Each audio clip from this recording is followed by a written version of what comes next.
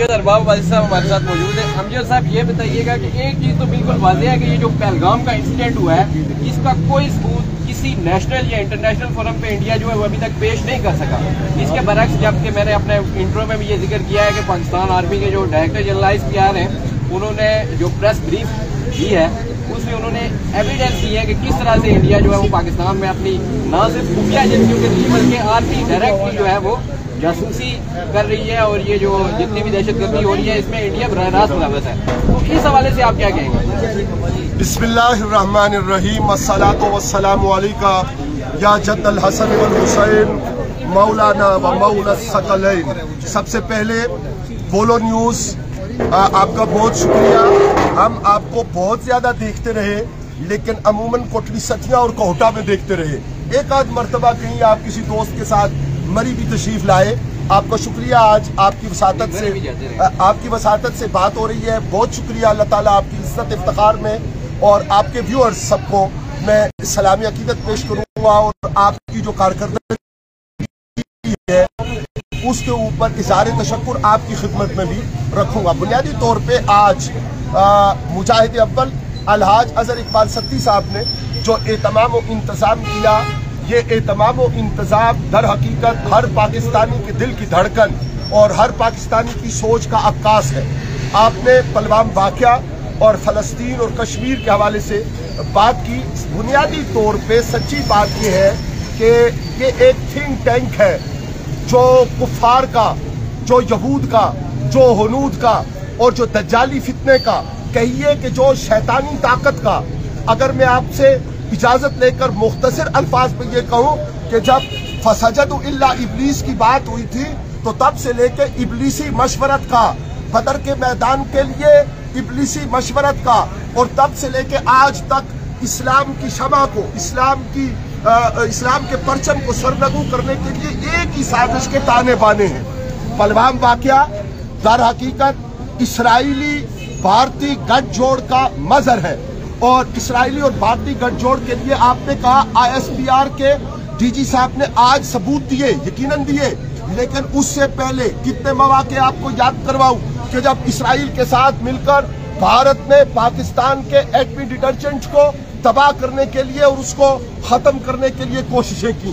सारी चीजें कौम की यादाश्त में भी है, इलाका के लोगों की यादाश्त में भी है, आपकी यादाश्त में भी है और हमारे रहनुमा मुखलिसी फिल्लाह और जिन्होंने किसी सियासत और किसी जाती मनफियत से बालातर होकर और किसी जाती बात से बालातर होकर आज तक ये एहतमाम किया, अलहाज अजहर इकबाल सत्ती साहब, उनके इल्म में भी है कि ये पलवाम वाक़या दर हकीकत ये पलवाम वाक़या नहीं है और ये उनकी रचाई गई अपनी साजिश नहीं है।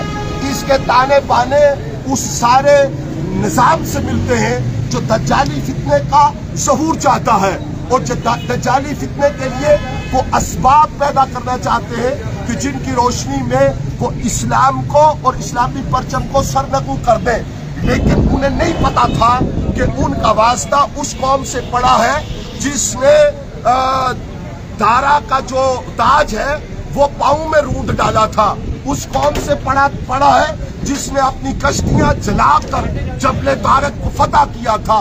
उन्हें नहीं पता था कि उस कौम से उनका वास्ता पड़ा है जो बदर के हीरो हैदर कर्रार को और खैबर के हीरो हैदर कर्रार को मानने वाले बुनियादी तौर पे यहूद और हुनूद का मसला पांचों खुलफाए राशिदीन का निज़ाम और हैदर कर्रार का जो उनके साथ दुश्मनी है उसके साथ उस मुखासमत को निकालने के लिए उनकी काविश है।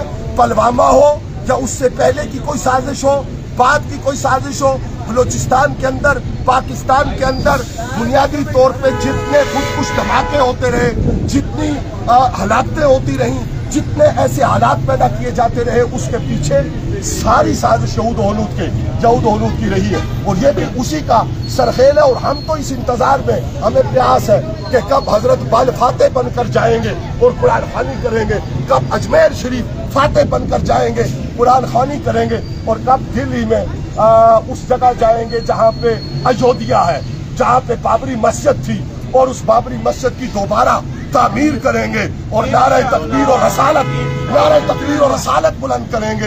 हम तो इस इंतजार में हैं। हम तो खुश हैं कि अल्लाह करे ये ग़ज़वा हिंद की तरफ पहल हो اور سالار پاکستان کی قیادت میں ساری پاکستانی عوام فاتح بن کر اپنے ان مسلمانوں کے پاس انڈیا میں جائے جو وہاں رہ گئے تو ان کے مظالم کا شکار ہیں. اور آپ نے دیکھا کہ خالصتان کے رہنما نے، ہم ماسٹر تارا سنگھ کی 47-48 کی بات بھول گئے جب خالصتان کے رہنماؤں نے اور خالصتان نے کہا، اور جتنی سکھ کمیونٹی اس وقت انڈیا فوج میں موجود ہے انہوں نے انکار کر دیا. انہوں نے کہا ہم پاکستان کے خلاف ہتھیار اٹھانے کے لیے تیار نہیں ہے، اور کروڑوں لوگوں نے بغاوت کر دی ہے. اور یہ بغاوت بتاتی ہے کہ دراصل اللہ تعالیٰ کو یہ منظور ہے کہ اب اسلام کا جھنڈا سر بلند ہو اور پھر سے خلافت اسلامیہ کا ظہور ہو انشاءاللہ. صاحب آپ نے بڑا ڈیٹیل میں جواب دیا. 2 سوال ایک ساتھ لے لیں. ایک تو یہ ہے کہ جنرل سید عاصم منیر نے جو پی ایم اے کارکن میں ایک پریڈ ہوئی ہے ملٹری کی، اس میں بھی بڑے واضح اور سخت انداز میں جو ہے وہ انڈیا کو جواب دیا. دوسرا یہ جو ہو رہی ہیں مشقیں ہو رہی ہیں، فوجی مشقیں، جنگ کی جو صورتحال پیدا کی ہے اس کے بعد، اور دوسرا فلسطین کے حوالے سے جو مسلمان ہیں، پوری مسلم امہ ہے نہ صرف پاکستان، ان کو کیا کرنا چاہیے؟ مختصراً جواب دیکھیں، ایک جملے میں جواب سن لیں، ایک جملے میں جواب سن لیں اور حاضرین بھی سن لیں. توجہ چاہیے ہوگی کہ کربلا میں یزیدی فوجوں نے کیا کیا تھا اور حسین پاک علیہ السلام کی طرف کے لوگوں نے کیا تیاری کی تھی. آج تو ہم حسینی لوگ تیاری میں ہیں، لیکن ہم کل بھی یزید کے لیے موت تھے اور آج بھی یزیدیت کے لیے موت ہے، اور حسینیت کے لیے ہم علم بردار ہیں.